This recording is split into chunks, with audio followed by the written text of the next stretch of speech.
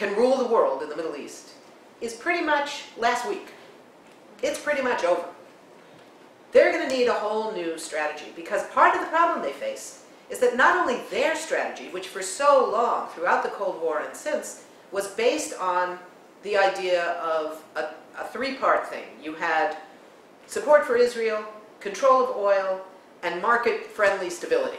Those are the three things you need. And from every country, you wanted to get at least two of those things. You couldn't get all three, really, from anything, because they're pretty contradictory.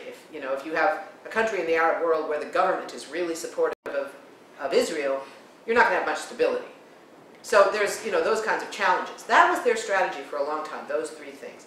All of a sudden, they have to deal with, was that the right strategy for this period? Do we need a whole different strategy? What are our interests? Have our interests changed? What are we doing here? On top of that, they have another big shift in the region to look at. Regional power in the Middle East always required three things. I'm on a triplet run tonight. It always required that if you're going to have indigenous power, if you have derivative power, you can have whatever you want.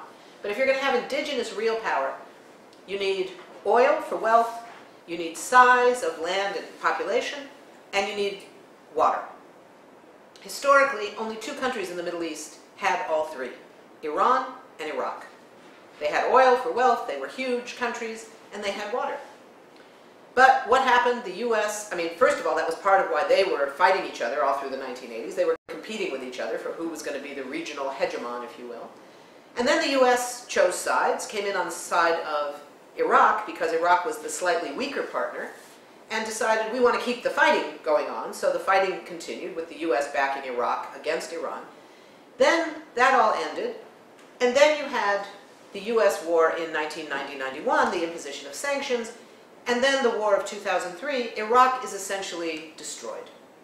Infrastructure destroyed, half the population injured, damaged, lost, and huge numbers of refugees. Over 1 million refugees in the first year, 2 or 3 million internally displaced people inside Iraq. Iraq is a mess. Iraq is no longer one of the regional powers. It has lost that. But suddenly, in the last few years, this other country that never had something to take seriously, because it didn't have money, we knew it had water and it had size, but it didn't have any money. It was the poor man of Europe. Turkey, all of a sudden, who knew, emerges with the 17th wealthiest country in the world, 17th biggest economy in the world. Turkey now, with its size and its water, without oil but money from other means, is now a major regional player. And although it's not an Arab country, nor is Iran, interestingly enough, it is more influential in the Arab world than any other single country, including Iran, but certainly including all the Arab states. In fact, I wish I had it with me. I just saw the latest from the Zogby International poll in the region. It was fascinating. When I took the bus up yesterday from DC, there was a guy sitting next to me on the bus who works for one of the think tanks and had just gotten these new figures. And it was astonishing. The highest level of support for the U.S. in the entire Arab world was in Morocco. And it was, wait for it, 20%. It was 0 from Pakistan. This was in the Muslim world, the framework. It was 0 in Pakistan, 0 in Lebanon, and 0 in 2 other countries that I'm forgetting. The high for the U.S. was 20% in Morocco. But Turkey was at 75% in half a dozen countries and had a low of, I think, around 50 or 60 somewhere. This is astonishing. And this is all new. Turkey is a NATO ally of the U.S., right?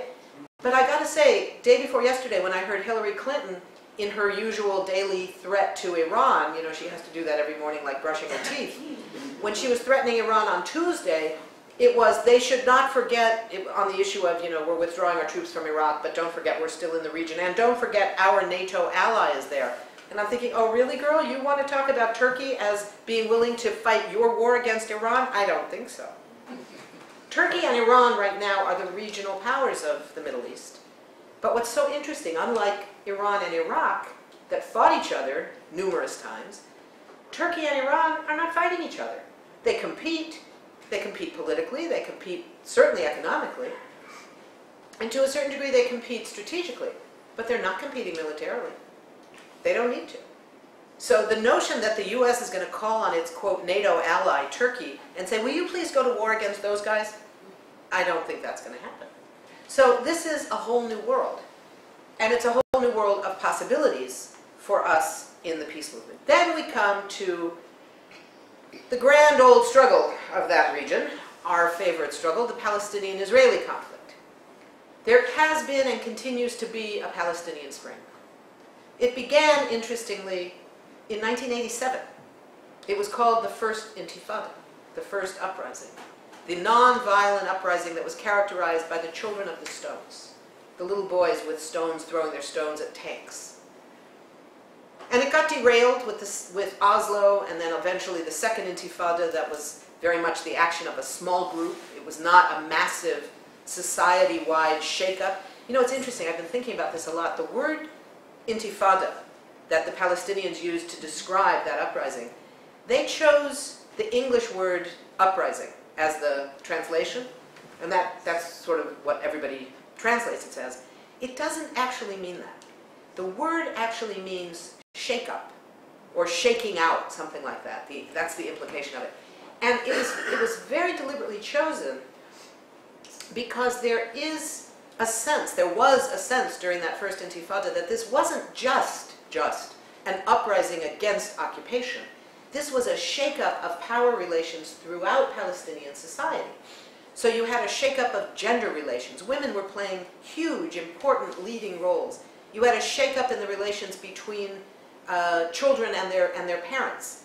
You had a shake-up in class relations. There was a whole host of things that happened inside Palestinian society that engaged everybody. That's what was so amazing about it. None of that is really relevant at the moment. I just sort of had to say that because the word Intifada keeps being used. So the Arab Spring comes to Palestine in the form of the nonviolent mobilizations that have been going on for more than 10 years now, challenging, in the last 5 years, the rise of the so-called apartheid wall, the separation fence that Israel is building throughout the West Bank that divides Palestinians from their fields, divides Palestinian villages, divides Palestinian villages from the cities that they identify with and travel to, that have destroyed Palestinian life in the West Bank. In Gaza, you know the story of the siege, the blockade, the imprisonment of 1.5 million people that continues. And yet there is nonviolent struggle that goes on there as well. Protests at the crossings, demanding that workers be allowed to cross, that the Egyptians open the crossing through Rafah. All of this has been going on with the absolute refusal of the US mainstream press to acknowledge that there is a Palestinian component to the Arab Spring. Sorry guys, it's there. You can talk about it or not talk about it at your choice, but you can't wish it away. It's there, it's huge. It's linked to the global movement for what's known as BDS, Boycott, Divestment, and Sanctions, which is the Palestinian strategic plan for how to put nonviolent economic and social pressure on Israel to end the occupation and end its violations of international law and human rights. How do you do that? Through divesting from corporations that are profiting from occupation, as both the Methodists and the Presbyterians are on the verge of doing. Boycotts of Israeli-made goods that are profiting from occupation. The cultural boycott, the Pixies, looking around the room, how many people here even know about the Pixies? Not too many. Challenge to Brooklyn for Peace. Younger people, they know who the Pixies are. The Pixies, Kareem Abdul-Jabbar, a bunch of other artists are refusing to play in Israel because they don't want to support a settlement-based economy. That's starting to bite. Israelis are starting to feel worried, as they should.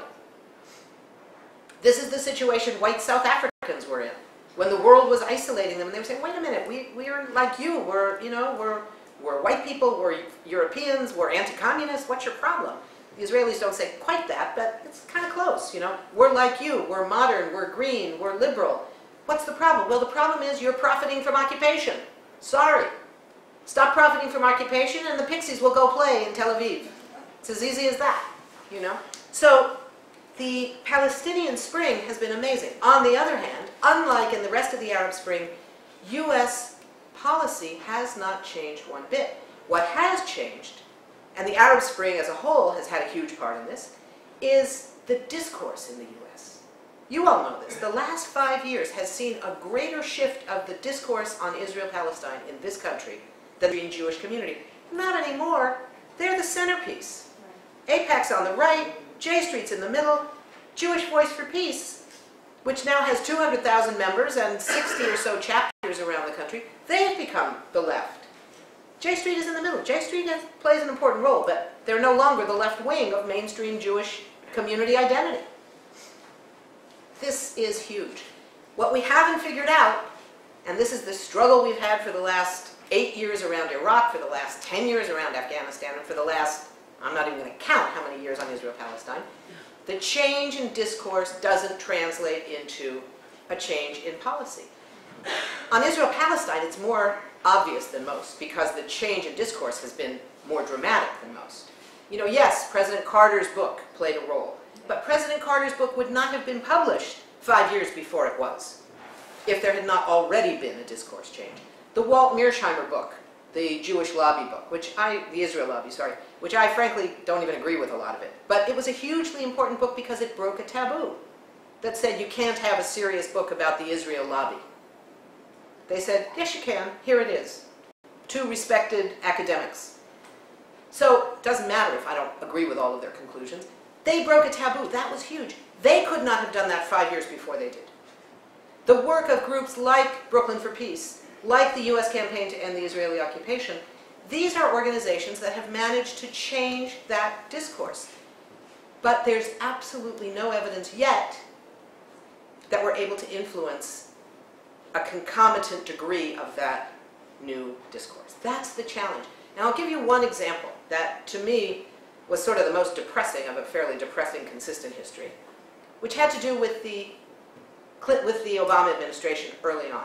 You remember early on, right in the first days when he took office, President Obama appointed former Senator Mitchell as his special envoy. And we all thought that was great. Senator Mitchell is known to be really independent. He's 70-something years old, 76 at the time. He wasn't looking for a whole new career. And he had done all that amazing work in Northern Ireland. And the lesson he took from Northern Ireland that he talked about way before he was appointed to this position was, if you want to be serious about diplomacy, you have to have everybody at the table. You can't exclude one group because you think they're terrorists, or exclude somebody else because you don't like the color of their tie. You got to have everybody at the table, bar none. And we thought, wow, maybe that's a real change here. Maybe he'll talk to Hamas. What a concept. No, that didn't happen. But so I started getting calls from people saying, you're in Washington, you know, you should grab the opportunity, go talk to Mitchell. I was like, Mitchell's not going to talk to me. I can't get to Mitchell. Okay, so finally enough people were harassing me about it. I said, all right, I'll try. I'll call Mitchell's office, right? So I call Mitchell's office, and I talk to this one, and I talk to that one, and I find out from Joe Schmo that somebody's sister knows his private number in New York, and this, and then nothing worked. And 2 or 3 weeks of that, I gave up. A couple of weeks later, out of the blue, I get a call from some guy, I don't even remember his name, Tom something, who was Mitchell's top assistant, who said, I understand you're trying to reach Senator Mitchell. What's your agenda? And I figured by this time they had Googled me sufficiently to know kind of what kind of work I do, so I figured I didn't really have to tell them everything. I said, I have one item I want to talk to you about. I don't want to talk about the occupation, nothing. I want to talk about how the discourse in the U.S. has changed and why it is no longer political suicide to talk about real pressure on Israel. Silence. And then he says, what do you mean? And I said, well, blah, blah, blah. And he says, that's interesting. Do you have evidence? I said, yeah, I have this book, I have this poll, I have this, you know, whatever. Another long pause, and he says, it's very interesting. You'll hear from us. And I thought, oh, well, that's kind of good. And then I promptly forgot about it because it was like days and days. I didn't hear anything. About 3 weeks after that, I get a call. This time, somebody very young. I mean, she sounds 12, but I'm guessing she was probably 20. I thought, maybe I'm being elitist here, but I thought probably an intern because she didn't sound like she was old enough to have graduated college yet. And she had a 2-sentence message for me, which was, we're very sorry, Senator Mitchell's a very busy man. It wasn't even, Senator Mitchell's a very busy man and he can't see you until 2 years from next Purim. It was, or next Christmas, or whatever. It was, Senator Mitchell is a very busy man, go away. That was the message, unequivocal. And I thought, okay, that tells me something. It tells me they're not looking for a way to make this work. They're not looking for evidence. I actually believed, and I believe to this day, that they were not aware of that discourse shift. I think they still are not. But this told me that they're not trying to learn. They're not trying to find out. They have made a decision, for whatever reasons, that this is not going to be something he spends political capital on. On the other hand, whatever he wants to do, Israel is losing a war of legitimacy. Its actions are delegitimizing it. Its policies are delegitimizing the very policies that it's founded on.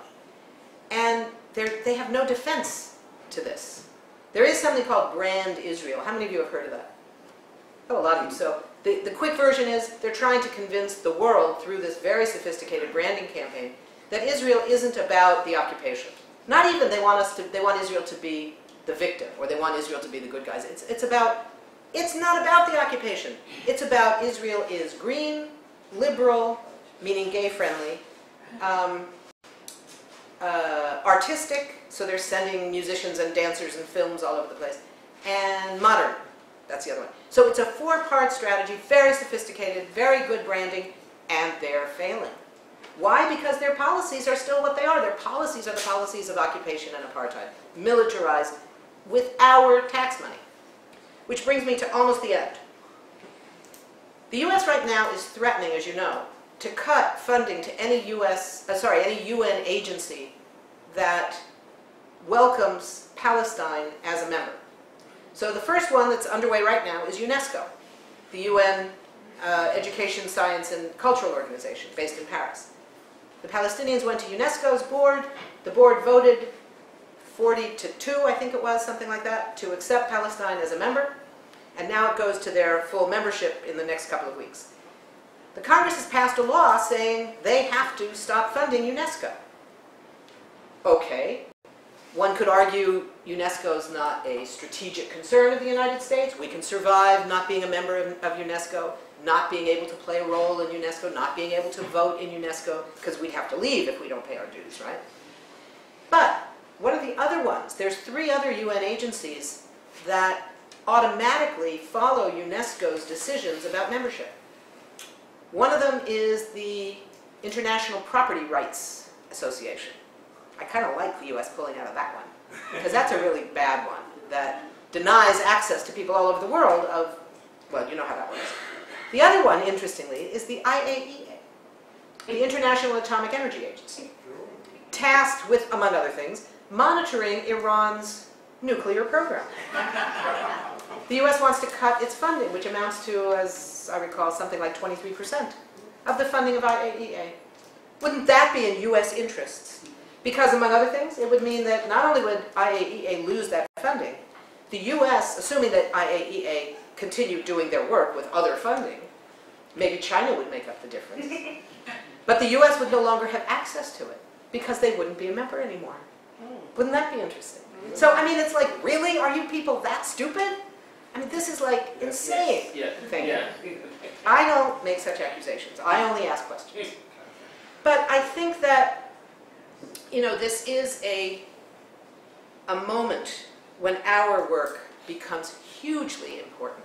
The Occupy movement, Occupy Wall Street, not Palestine.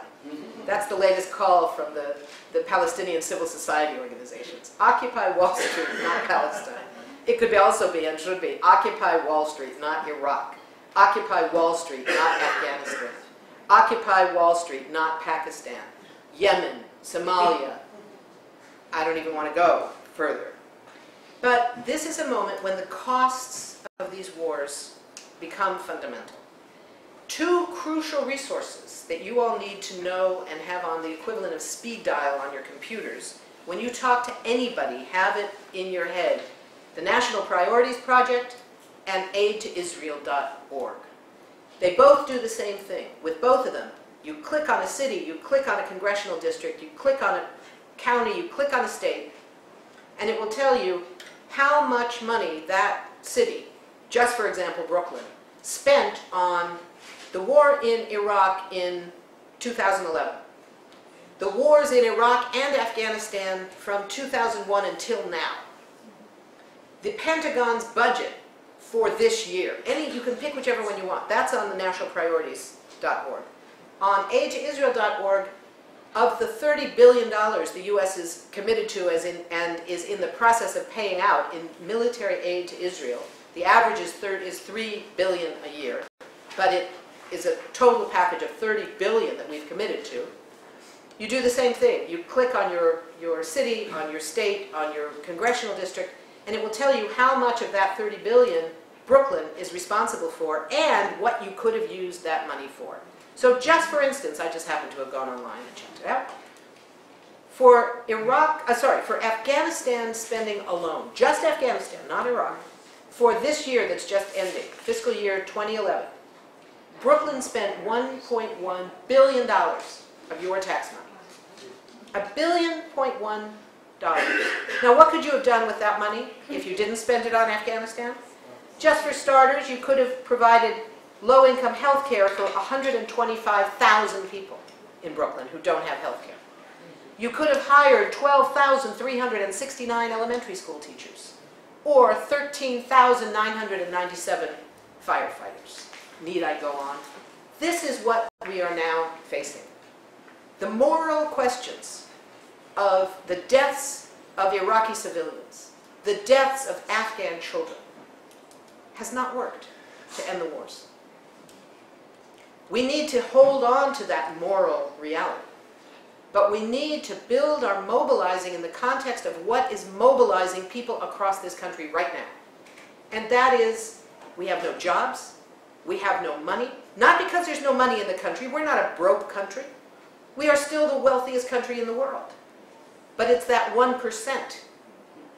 Being the 99% means all of this. It means that the 99% know there's two reasons why we don't have money for jobs, for healthcare, for education, for infrastructure. One is that the rich and the corporations don't pay taxes. And the other is that we're paying billions, hundreds of billions, now a total of 1.3 trillion in illegal, immoral wars across the world that don't keep us safe and that are slaughtering people around the world and creating new terrorists with every bomb they drop. That's the message, and in a sense, that's our job. As a peace movement, our job is to integrate ourselves into these other movements, bringing all that information along with us. Not asking people to come to us, come to our event, come to our teach-in, come to our protest. We go to them. We go to them with these facts and figures. We go to them with support. Fighting for jobs? Who's losing jobs in Brooklyn? Who's losing jobs in New York? Is it the teachers' aides are losing their jobs? Is that the campaign? Whatever the campaign. We come in with the information about why the wars are making it impossible to find money for jobs. So I think that when we're trying to figure out what to do about the Arab Spring, it comes back to that question they asked me in Iowa. How do we help? Well, we help by changing our government's policies.